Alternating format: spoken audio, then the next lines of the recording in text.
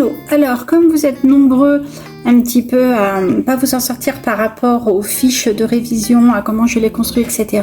Pour mes propres étudiants, je leur ai construit un cours qui s'appelle comment résumer les cours d'IFSI. Parce que souvent vous avez énormément de fiches, énormément de diapositives, des PDF qui sont quand même extra méga lourds. Donc je leur ai construit une petite vidéo. Donc là j'avais pris par exemple en vidéo l'homéostasie. D'accord.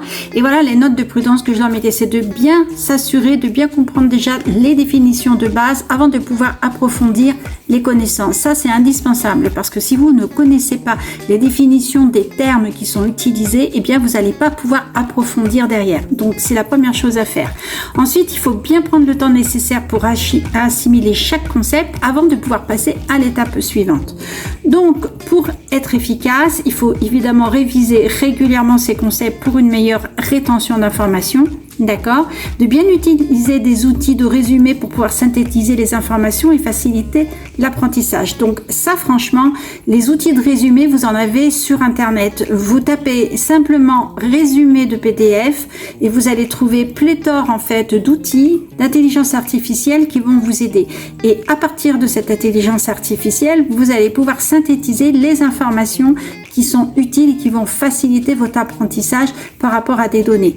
Et du coup, ça va vous permettre aussi, évidemment, de faire plus facilement vos fiches. Voilà, c'est ce que je préconise pour mes étudiants, en sachant que moi, sur ma plateforme, les fiches sont déjà faites.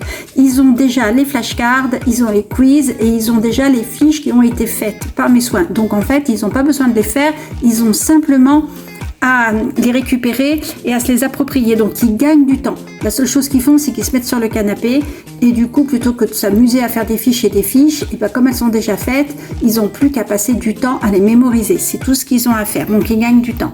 Enfin, du coup, posez bien des questions et c'est vrai que les intelligences artificielles vous permettent de poser des questions. Donc, lorsque vous posez des questions à partir de l'intelligence artificielle, et bien du coup ça va vous permettre encore une fois une meilleure compréhension. Et du coup, souvent les logiciels vous permettent d'arriver à la diapositive qui répond à la question. Et ça c'est super parce que ça vous entraîne au futur partiel, notamment lorsque vous irez au niveau de votre université. Donc voilà, donc normalement si vous suivez mes conseils, ça devrait être beaucoup plus facile pour vous. Après, si vous voulez nous rejoindre en soutien scolaire, n'hésitez pas. De toute façon, les liens, je vous le rappelle, ils sont dans la bio.